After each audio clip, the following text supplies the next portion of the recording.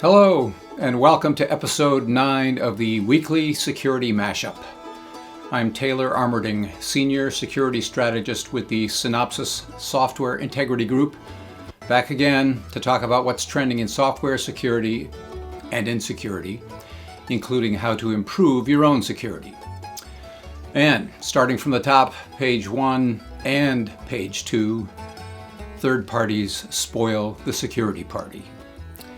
We've been saying regularly since the mashup launched, and security experts have been saying for decades, that the weakest link in the security chain might not be you or anybody in your organization, but somebody with whom you do business. A vendor, a partner, an associate, a customer, so-called third parties.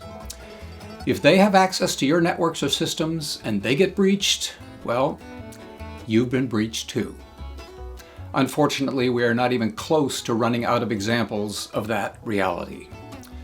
Probably the biggest one of the week was of Fast Booking, a French company that, according to its website, sells hotel booking software to about 4,000 hotels in more than 100 countries. While there wasn't anything apparent about it on its website, SC Magazine and several other news outlets reported last week that Fast Booking had sent emails to affected hotels, about 380 in Japan alone, notifying them that unknown attackers had exploited a vulnerability on one of its servers to plant malware, and from there to steal guest information that included names, email addresses, booking information, and, in some cases, payment card data. The breach reportedly happened June 14th, and the company closed the vulnerability after discovering it 5 days later, on June 19th. Officials at one of those hotel chains, Prince Hotels of Japan, said the hackers stole data on more than 124,000 of its customers, who had stayed at one of its 43 locations between May and August 2017. It is yet another illustration that web applications are an attractive and relatively easy target for hackers. And the reason is that, too much of the time, developers fail to build security into their products throughout the SDLC, the Software Development Lifecycle.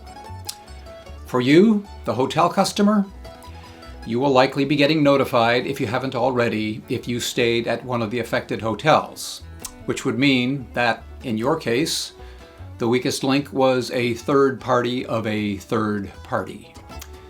But the bottom line, even with 2 degrees of separation, is the same. You've been breached. And moving from hotels to the world of betting and gaming, our less pejorative term for gambling, about a week ago, independent security researcher Chris Hogben was just looking for some information on the website of BetVictor, a major betting and gaming site with a reported 500,000 customers in more than 160 countries. What was he looking for? Not important, he said in a blog post. What was important was that in looking for that info, using a clickable search icon on the site, he stumbled into a section that had internal administrative logins and plain text passwords freely available to him and anyone else.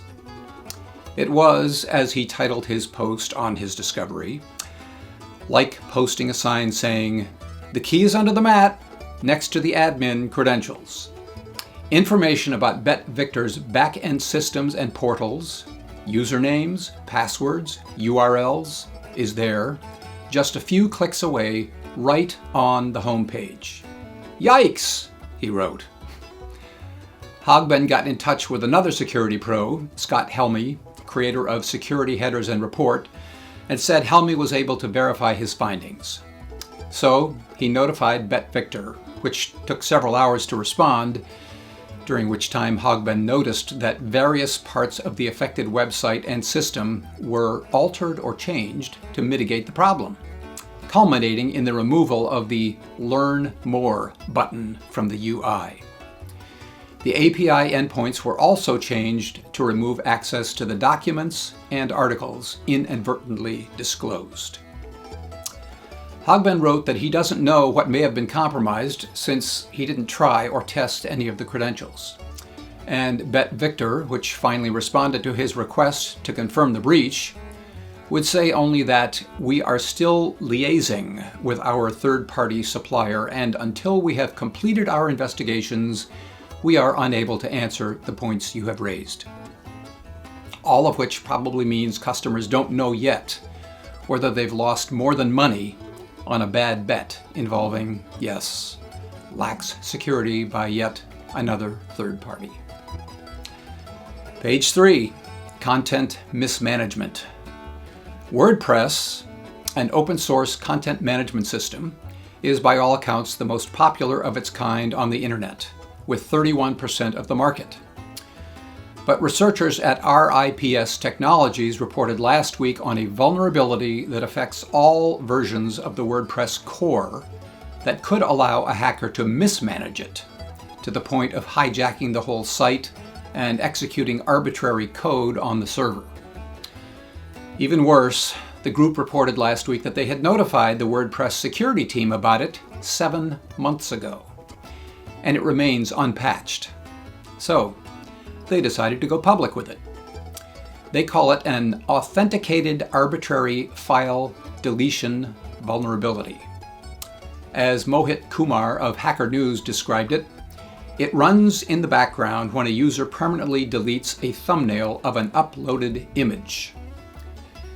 The comprehensive details are in the report, including that an attacker would need to have at least an author account, which reduces the risk somewhat. But the bottom line is that the vulnerability could allow an intruder to delete or disable security-related files, force the website back to the installation screen, relaunch the installation process with credentials of his choice for the administrator account, and finally, execute arbitrary code on the server, the researchers wrote. As of late last week, WordPress hadn't responded to RIPS or to several reporters' requests for comment. There was nothing visible about it on its homepage either, other than the promise that users can count on our security. Your site is secure and automatically backed up. Every WordPress.com site has built-in spam protection. But so far, apparently no protection from a defect that is at least 7 months old. Perhaps the user community needs to send a group email with just a subject line. It's broke. Fix it. And that's our advice for this week. The weekly Security Mashup is a group effort, so thanks again to our entire content team, and thanks to you for watching. Help us spread the word, tweet it, link it, share it, and come back again next week. I'm Taylor Armerding for the Synopsys Software Integrity Group. We help organizations build secure, high-quality software faster.